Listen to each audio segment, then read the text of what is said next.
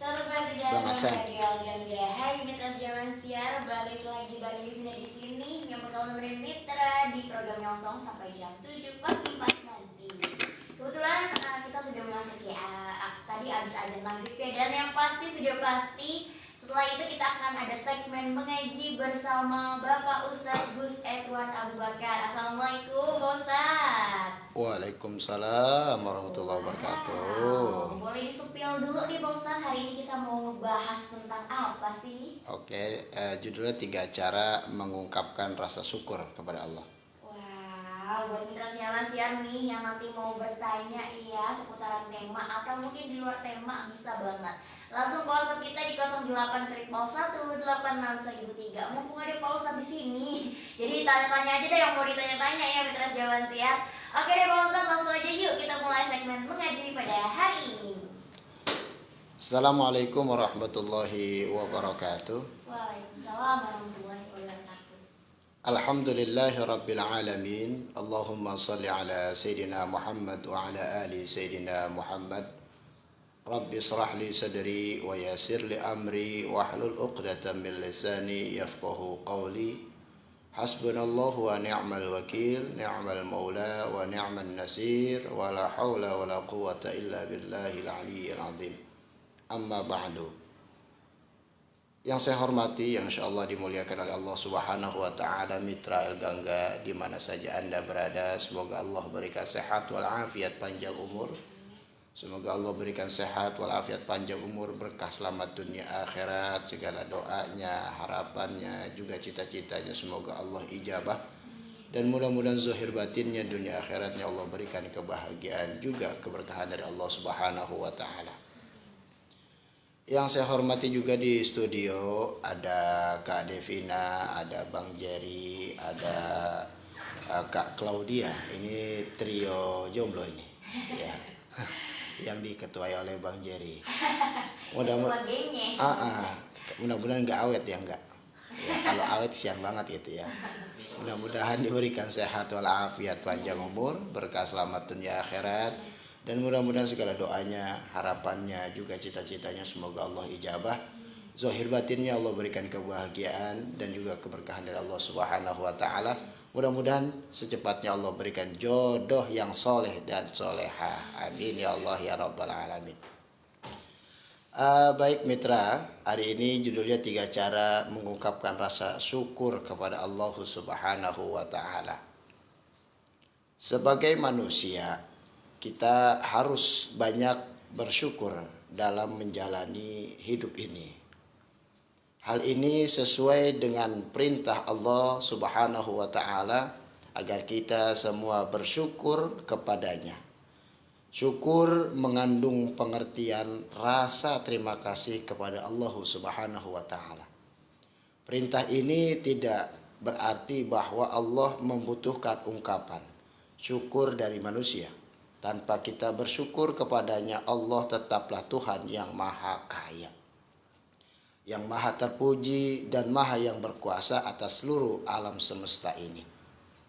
Perintah syukur itu sesungguhnya untuk kepentingan dan kebaikan manusia sendiri.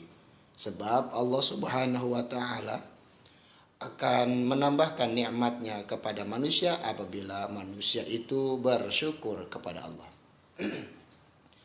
Sebagaimana Allah Subhanahu wa taala berfirman dalam Quran surat Al-Luqman ayat 12. Bismillahirrahmanirrahim. Anishkur lillah wa may yashkur fa innama yashkuru li nafsih.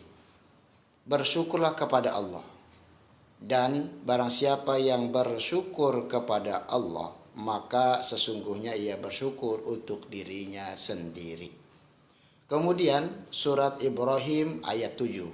Sering kita mendengar firman Allah tersebut yang berbunyi firman Allah, Bismillahirrahmanirrahim, la in syakartum la azidannakum wa la in kafartum inna adzabi lasyadid.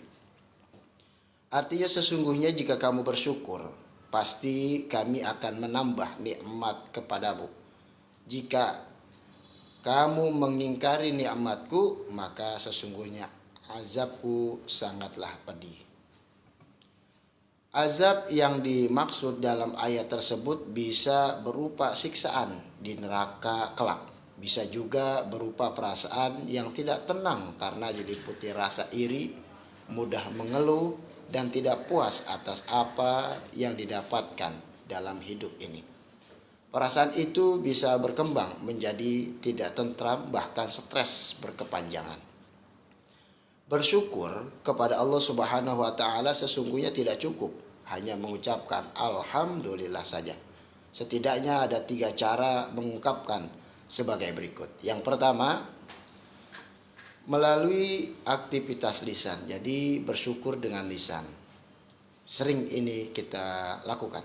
Dalam aktivitas lisan ini ucapkan alhamdulillah adalah hal minimal yang harus kita lakukan. Aktivitas lain adalah berkata yang baik-baik. Itu adalah bersyukur kepada Allah. Orang yang bersyukur kepada Allah akan selalu menjaga lisannya dari ucapan-ucapan yang tidak baik. Mereka senantiasa memohon ampunan kepadanya. Hal ini sesuai dengan perintah Allah Subhanahu wa taala dalam surat Ali Imran ayat 133. Bismillahirrahmanirrahim. Wasari'u ila maghfiratin min rabbikum. Dan bersegeralah kamu kepada ampunan dari Tuhanmu. Yang kedua, bersyukur melalui aktivitas hati. Syukur bisa diwujudkan dalam bentuk perasaan senang, ikhlas, dan rela dengan apa yang sudah ada. Orang-orang bersyukur tentu lebih mudah mencapai bahagia dalam hidupnya. Terlepas apakah mereka termasuk orang yang sukses ataupun belum sukses. Syukur tidak mensyaratkan sukses dalam hidup ini. Sebab kenikmatan yang diberikan Allah kepada manusia takkan pernah bisa dihitung. Manusia takkan pernah mampu menghitung seluruh kenikmatan yang telah diberikan Allah Subhanahu wa taala kepada setiap hambanya. Allah Subhanahu wa taala berfirman dalam surat Ar-Rahman ayat 13. Fabi ayyi ala'i rabbikuma tukadziban. Sering kita dengar, yang mana artinya nikmat Tuhanmu yang manakah yang kamu dustakan? Atau nikmat Tuhan manakah, atau nikmat Tuhan mana lagi yang kau dustakan? Ayat tersebut diulang berkali-kali dalam ayat-ayat berikutnya dalam surat Ar-Rahman surat yang sama, yakni biasa kita dengar fabi ayyi ala'i rabbikuma tukadziban. Pengulangan ini tentu bukan tanpa maksud. Allah menantang kepada manusia untuk jujur dalam membaca dan menghitung kenikmatan yang telah diberikan. Bagaimana kita bisa bernafas, bisa melihat dan mendengar, serta bagaimana kita bisa merasakan dengan panca indera kita. Dari pertanyaan-pertanyaan seperti itu, kita sama-sama sudah merasa tidak mampu, melainkan adalah kekuatan dari Allah Subhanahu wa taala. Menghitung beberapa kenikmatan yang terlibat di dalamnya, maka barang siapa tidak bersyukur kepada Allah, sesungguhnya dia telah kufur atau mengingkari kenikmatan-kenikmatan yang telah diterimanya dari Allah Subhanahu wa taala. Yang ketiga, bersyukur melalui aktivitas fisik. Aktivitas fisik atau perbuatan nyata terkait dengan syukur bisa diwujudkan dalam berbagai bentuk, baik melibatkan orang lain atau hanya melibatkan diri sendiri. Yang terkait dengan orang lain misalnya seperti berbagi rizki, ilmu pengetahuan, kegembiraan, dan sebagainya. Contohnya saja, kita sering menerima undangan syukuran. Ini adalah contoh syukuran dalam bentuk perbuatan nyata, di mana yang punya hajat berbagi rizki kepada para tamu dengan memberikan jamuan, makanan, dan minuman. Jamuan ini menjadi sedekah yang tentu saja bernilai pahala yang luar biasa. Undangan-undangan semacam ini tentu memiliki dasar yang kalau kita telusuri akan kita temukan dalam surat Ad-Duha ayat 11. Bismillahirrahmanirrahim. Wa amma bi ni'mati rabbika fahaddits. Dan terhadap nikmat Tuhanmu maka hendaklah kamu syiarkan, kamu infokan, kamu update status, ini boleh. Karena kita bersyukur kepada Allah Subhanahu wa taala. Perintah berbagi kenikmatan dengan orang lain dimaksudkan mereka juga ikut merasakan kebahagiaan yang kita rasakan. Ini sering disebut dengan tahaddus bin ni'mah. Namun pelaksanaannya tidak berlebihan dan harus dilakukan dengan niat yang ikhlas. Yang dimaksud dengan ikhlas di sini adalah tidak ada niat lain kecuali hanya untuk beribadah dan mencapai ridho dari Allah Subhanahu wa taala. Kemudian ungkapan syukur dalam bentuk perbuatan nyata dan hanya melibatkan diri sendiri bisa diwujudkan dalam bentuk meningkatkan intensitas beribadah kepada Allah. Hal ini bisa dilakukan yaitu Nabi Muhammad SAW secara istiqomah dalam kehidupan sehari-harinya. Walaupun beliau sudah dijamin masuk surga, beliau tetap rajin beribadah melebihi siapapun di dunia ini. Orang-orang yang bersyukur kepada Allah tentu memiliki jiwa yang ikhlas, tenang, dan lebih tentram dalam menjalani hidup. Syukur menjadikan kita sebagai manusia yang sabar, karena bersyukur butuh kesabaran dan sabar perlu keikhlasan. Itu artinya syukur, sabar, dan ikhlas sesungguhnya saling berkaitan. Wallahu a'lam bishawab. Demikian. Wah, baik Ustadz, penjelasan tadi ya semoga bisa menambah wawasan baru dari literasi Jamansia tentang sejarah syukur dari Allah Subhanahu wa taala. Oke deh, baik Mitra Zaman Siar, langsung aja yuk kita buka pertanyaan nih. Buat Mitra Zaman Siar yang sudah bertanya di WhatsApp kita, atau mungkin yang belum bertanya bisa langsung aja yuk. Mau bertanya seputar tema atau di luar tema juga diperbolehkan ya, di WhatsApp kita di 08.111.86003. Nah, Pak Ustadz, ini ada satu pertanyaan dari Mitra Zaman Siar. Devina bacain ya Pak Ustadz. Siap. Jadi ini pertanyaannya dari hamba Allah ya, Mitra Radio El Ganda. Pak Ustadz, Assalamualaikum. Waalaikumsalam. Saya mau bertanya, mengapa manusia ingat bersyukur dengan melihat orang yang lebih susah dari dia terlebih dahulu? Padahal di mata Tuhan kan semua manusia adalah sama. Nah, bagaimana tanggapan Pak Ustadz mendengar pernyataan tersebut? Baik, ketika kita merasa hidup kita sangat di bawah, ya, ujian mungkin atau dari fisik kita, baik mental kita ataupun dalam keadaan kita. Contoh, misalkan kita tinggalnya di mana, terus ekonomi kita bagaimana, dan kita lihat diri kita. Tetapi jangan pernah menyerah, karena masih banyak dan terlihat depan mata kita orang yang jauh lebih minim daripada kita. Itulah yang disebut apabila kita ingin ibadah, beribadahlah kepada Allah Subhanahu wa taala untuk semangat dan melihat masa depan yang lebih baik. Ketika kita mengeluh, yang ada setan, jin, binatang itu akan merasuk kepada kita. Makanya sering kita dengar itu kelakuan kita kayak maksudnya kayak monyet loh gitu ya. Karena tidak normal sebagai manusia. Kalau manusia dia bahasanya dia bisa meraba, bisa menasihati dirinya, bisa menggunakan dirinya mana yang baik, mana yang tidak baik. Itulah yang disebut kenapa sih kita melihat keadaan orang yang di bawah kita. Karena untuk bersyukur kepada Allah Subhanahu wa taala. Akan tetapi kalau kita ingin melihat atau mengejar dunia, kita lihat ke atas. Ya. Kita melihat akhirat, kita lihat yang ke bawah.